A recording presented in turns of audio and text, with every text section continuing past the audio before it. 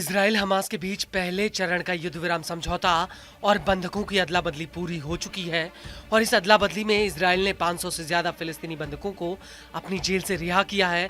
बदले में हमास ने इजराइल के 9 बंधकों को रिहा किया है।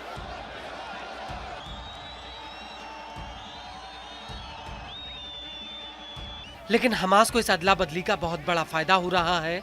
वो इसलिए क्योंकि हमास एक एक इजरायली बंधकों के बदले अपने सबसे खूंखार कमांडरों का इजराइल से सौदा कर रहा है।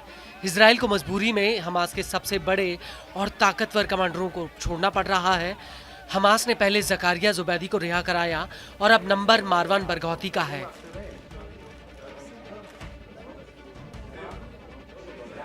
जी हाँ, हम बात कर रहे हैं फातह के वरिष्ठ नेता मारवान बरगौती की, जो साल 2002 से ही इजराइल की जेल में बंद हैं।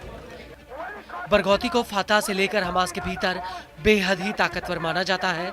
अगले चरण की अदला बदली में हमास बरगौती की रिहाई की मांग कर सकता है, लेकिन फिलहाल इजराइल उसकी रिहाई के मूड में नहीं है, क्योंकि इजराइल को इस बात का एहसास है कि अगर उसने बरगौती को रिहा किया तो वो इजराइल के लिए कितनी बड़ी मुसीबत बन सकता है।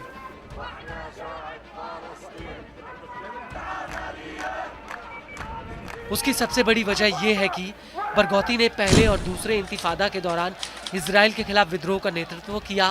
बरगौती शुरू से ही अलग फिलिस्तीन की वकालत करता हुआ आया है। बरगौती ने अपनी जवानी में ही फातह को ज्वाइन कर लिया। इसके तुरंत बाद बरगौती का नाम फातह के सबसे प्रभावी नेताओं में आ गया। 1980 के दशक में बरगौती ने फातह की मिलिट्री विंग तंजिम को बनाने में मदद की, जो इजराइल के खिलाफ विद्रोह को आयोजित करने में बड़ी भूमिका निभाती थी।